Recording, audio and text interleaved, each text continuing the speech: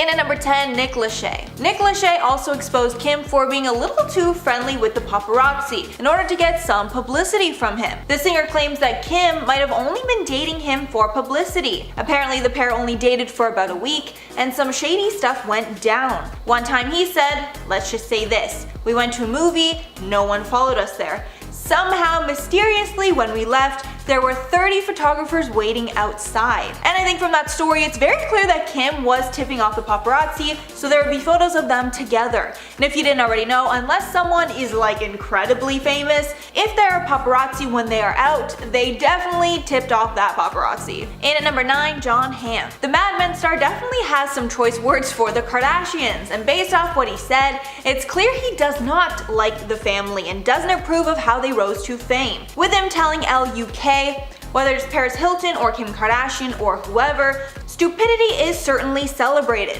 Being an idiot is a valuable commodity in this culture because you're rewarded significantly. It's celebrated. It doesn't make sense to me. So clearly he doesn't like the reality TV stars whatsoever and doesn't like how our society praises socialites like Paris Hilton and the Kardashians. And like, I kinda get where he's going. Like, you know, he has some valid points. In at number 8, Kristin Cavallari. Kristin Cavallari has a very interesting relationship with the Kar Jenner clan. It all started when Kristin dated Brody Jenner, and through that relationship she also became friends with the Kardashians. But after Brody and Kristin broke up, there was tension between Kristin and Kourtney Kardashian. After Kourtney caught Scott out with Kristin while they were in an off period. And after that, Kristin called out the family for using that information as a publicity stunt to get viewers to their show. And allegedly, after rumors broke that Kristin and Scott were having an affair, the Kardashians refused to deny it and instead waited to address it on their show, leaving Kristin looking like, you know, the bad, terrible other woman when it just wasn't even true. More than a little shady if you ask me. In at number 7, Barack Obama. Former President Barack Obama also couldn't hold his tongue when talking about the famous family, and it's definitely quite the compliment when the president is speaking about you. Or is it? The former president was talking about the changing dynamics of the American dream and how it's shifting with time, saying there was not that window into the lifestyles of the rich and famous. Kids weren't monitoring every day what Kim Kardashian was wearing or where Kanye West was going on vacation, and thinking that somehow was the mark of success. And ouch, here it's pretty obvious he was throwing some major shade their way. And he doesn't seem to like how they are now the standard for what success is. And apparently Kanye West did not like those comments and actually fired back at the president. But also, since Obama was a former president, you know, I trust his opinion and judgment way more than Kanye's. And at number 6, Kris Humphries. Kris Humphries was someone who probably challenged the Kardashian family the most and exposed secrets about them I'm sure they did not want out. Kim and Kris got married in one of the most lavish televised ceremonies ever, but famously, after only 72 days, the couple split because Kim was having second thoughts. But based off how much content their reality shows got because of that relationship, then the breakup, Kris called Kim out for fraud, arguing that the whole relationship was just a publicity stunt. And their divorce was so messy it lasted 2 whole years before it was finalized. But during the massive trial, Kris exposed that a lot of the Kardashian show was scripted, and that the show purposefully made him look bad. Like when him and Scott threw a party in one episode while the girls were out of town, and they looked really horrible for going behind their backs when they told them not to have the party. The whole thing was actually just a huge sham, with Kim and Kourtney knowing about the party and acting like they didn't know for TV, in turn making Kris look like a terrible husband when it literally wasn't like that at all. Halfway at number 5, Rebel Wilson. Rebel Wilson revealed on a radio show that she was presented an opportunity to present an award with Kendal and Kylie Jenner, but Wilson ended up turning it down, with her saying in the interview, "I got asked to present with Kendal and Kylie at the recent VMAs and said no. It's not that you hate any of them individually, but it's just that everything they stand for is against everything I stand for, and they're not famous for talent. I've worked really hard to get where I've gotten to." And even though a lot of people who dislike the Kardashians share the same sentiments, Oprah Winfrey actually came to their defense against Wilson, if you can believe it, with Oprah saying that she couldn't believe how hard the family works, referencing when she filmed the family for Oprah's show, with crews taping the family for 7 hours straight, and then they filmed more of their reality show after. So, as we all know, the Kardashian family really works very hard, even though it doesn't seem like they do too much. And at number 4, Bette Midler. After Kim uploaded her incredibly famous nude selfie where she covered her, nether regions with just like black bars, The internet went ablaze talking about it. One of the people that didn't hold their tongue was Bette Midler, who tweeted out, "Kim Kardashian tweeted a nude selfie today. If Kim wants us to see a part of her we've never seen, she's gonna have to swallow the camera." Which, come on, you have to admit, it's pretty hilarious. Like, even if you like the Kardashians, like, it's a good tweet. As a clapback, Kim tweeted out that it was past Bette's bedtime and that she was a fake friend. And Bette responded back, "Looks like anyone can take a selfie, but not everyone can take a joke." And then she lightened the tension by posting her own nude. When talking about the feud later, Bette had no hard feelings and said she takes Twitter pretty lightly and hoping that Kim did the same. Hopefully Kim wasn't actually too peeved about that. I mean, come on, it was clearly a joke. I don't know. And at number 3, Wendy Williams. If you watch Wendy's show, which I definitely do on occasion, she spills the tea like nobody else, then you know she does not like the Kardashians and is always very blunt when talking about them. But Wendy got the spot of a Kardashian hater when she made some shady comments about Kim after her robbery incident. And when talking about the incident in Paris, Wendy said, "I would hope that she's not making any part of this up for dramatic effect. Because this family, you know, they're kind of soulless. You can't believe everything that you hear." But this was very, very upsetting. And although I do not agree with Wendy at all that the Paris incident was a publicity stunt, a lot of people did feel that the incident could have been exaggerated by the family for views, with people citing numerous times in the past that this has happened with the family. And again, I do not agree, but I mean, she just brought it up as kind of a possibility, and obviously, she loves to shade them whenever she can. And at number 2, Blac Chyna. Blac Chyna is another Kardashian ex who was ousted from the family after her and Rob's relationship ended. And you know that whatever went down was bad, because the family is still nice to Tristan and not Chyna, even though Tristan is arguably way worse and embarrassed them so much more. The first of the feud was surrounding the fact that Kylie started dating Tyga, who was Chyna's ex. Then Chyna started dating Rob.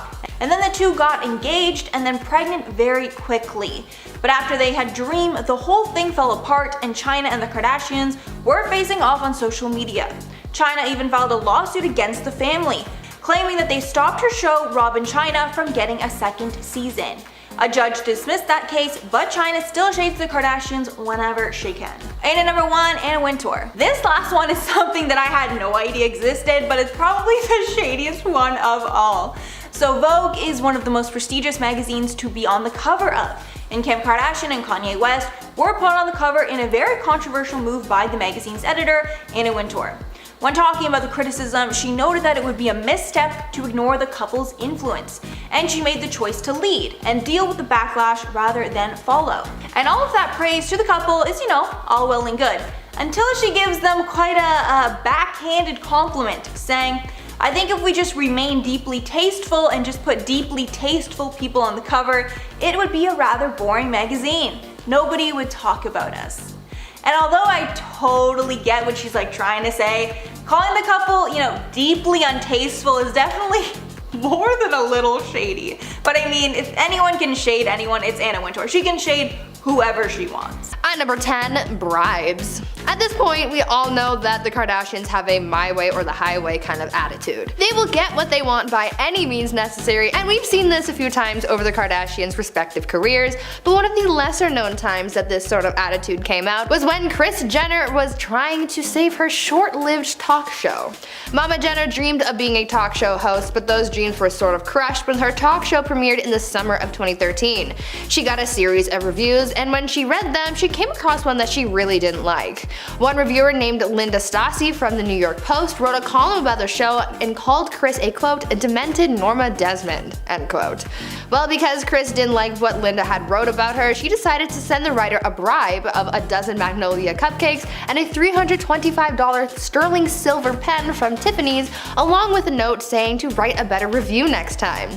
In the end though, this bribe didn't actually work because her show was cancelled not long after. At number 9, Sweatshops. The Kardashians have faced backlash and scandal many times in the past, so really they're nothing new, but one of their more extreme scandals came from when one of their many clothing brands got exposed. In 2011, a Kardashian clothing brand came under fire after it was revealed that the garments were being produced by Chinese workers being paid 8 cents a day. Can you imagine these millionaires paying workers 8 cents? Insane, right? A non-profit organization called China Labor Watch, a group that fights sweatshops, released this information during investigation into the Kardashian brand. Of course, Mama Jenner came in and stepped in, and she claimed that they didn't know anything about that, going on to say, quote, "The factories are very well policed and meet factory standards," end quote. No one is talking about the factory standards, Kris. We're talking about basically not paying people for making clothes that you're about to sell for $100 a piece. That's the tea. Before we carry on dishing about the Kardashian secrets though, why not take a quick moment to leave a like on this video if you're enjoying it so far, and while you're at it, maybe consider subscribing to the channel to see more videos like this one. At number 8, Kardashian divorce. Remember when Kim K was married to Kris Humphries? Yeah, that was kind of a blip in the Kardashian timeline, but hey, it still happened. They were only married for 72 days, but it was still messy, and their subsequent divorce was just as messy. The cameras for their show Keeping Up with the Kardashians showed off much of their tumultuous marriage, but the cameras were ultimately cut when it came to their divorce, but it wasn't for lack of trying. Kim wanted to film her goodbye call with Kris over Skype, where she was going to say her final farewells and tell him that she really loved him. But Kris saw right through Kim's attempt to get content out of their divorce and flat out refused, saying that he refused to ever be on another episode ever again. Honestly, I can't blame him for making that decision. At number 7, Nanny knows. The Kardashians have been exposed for a lot over the years by countless people. Honestly, this could be its own video in and of itself, if we haven't already done that. Anyways, one of the people that joined the Exposing the Kardashians club was the family's former nanny. The nanny, a woman named Pam Behan, exposed Kris for her parenting. Although Kris looks like a cool, fun mom, almost acting like one of the Kardashian sisters rather than a parent, according to the nanny, that is all a charade and couldn't be farther from the truth. Turns out that Kris was actually a really mean mom. She said that all of the girls were really shallow and even exposed Kris for being mean to Khloe and criticizing her for being overweight. On top of that, according to the nanny, Kris was also a stickler for healthy foods, saying that she was obsessed with keeping produce in the house, and she even exposed her for having a meltdown when she forgot to pick up broccoli. Now that is a very different side of Kris Jenner that we never get to see. At number 6, private investigator. Back to past Kardashian relationships. Remember when Khloe Kardashian and Lamar Odom were a thing? Yeah, super messy, as most Kardashian marriages tend to be, but this one was ultra messy because it turns out that at one point, Khloe hired a private investigator to follow Lamar around to watch if he was cheating on Khloe. This was something that we didn't get to see on the family's reality show, but apparently the private investigator was hired to catch Lamar with at least 5 different mistresses. But why put all this effort into a supposed cheater? Well, it turns out that there was a specific clause in their prenuptial agreement that if one of them was caught cheating, then the divorce settlement payout would be larger to the other party. This means that with the help of her private investigator, Khloe would be able to get a higher settlement in the divorce. The things people do for money. At number 5, who started the show? The family's reality show Keeping Up with the Kardashians has been on air for so long that it almost feels like it has been on TV forever. Obviously, it wasn't actually on TV since like the beginning of time, but it was certainly a staple in a lot of people's homes. This show really boosted the careers of all of the Kardashians, but who had the original idea for the show? Well, that's up for debate. According to Caitlyn Jenner, she wrote in her book that she was the one who came up with the initial idea for the reality show, not Kris, as many were led to believe. In the memoir, Caitlyn wrote that she told Kris about her idea for the show, saying, quote, "The house is awash in puberty and adolescence and young adulthood, and 2 parents with very different styles. It seems to me something is there for television," end quote. She then goes on to say that Kris then claimed to have come up with the idea for the show and then took it upon herself to pitch the show to Ryan Seacrest, and the rest is history. Talk about starting things off on a sour note. At number 4, always perfect. Kylie and Kendall Jenner are the babies of the Kar Jenner clan, and they were pretty young when they started to rise to fame. Because the cameras were always on them, and because they were starting to gain notoriety on their own, their mom Kris decided that they needed to look perfect at all times to make themselves and the family look better in the eyes of the media. In an interview with Cosmopolitan in 2017, Kylie opened up about this dynamic in her young life and revealed that Kris Jenner had nail techs come to the house every week to do the girls' nails to make sure that they looked as perfect as possible. Kylie said that because this was ingrained in her from such a young age, that this just became a habit of hers even going into her adult life, which is why we see Kylie flexing her new nails on the gram. In the interview, she went into further detail about having to look put together all the time, where she said, quote, "My mom would make us do it. She would have a nail artist come to the house once a week. She would make us get our nails done. She was like, "You are never going to look like you're not put together, so we're always getting them done." End quote. At number 3, fake homes. You know how on Keeping Up with the Kardashians, when they start a new scene in a new place, they show the front of the person's house? Well, it turns out that's kind of a lie. The houses that they show in the reality show aren't actually the Kardashians' real houses. In the beginning, they used to show the front of the Kardashians' houses, but soon it became a safety issue as it made it easy for people to find them. Kim opened up about why they decided to use fake houses instead of their real exteriors, saying, quote, "My old home in Beverly Hills was really my home, and I would get people showing up at all hours ringing my gate, and I had to call the police on several occasions. People hopping the gate and scaring me. It was so unsafe. The Hollywood Star Tours would stop by too because they recognized my home from our show.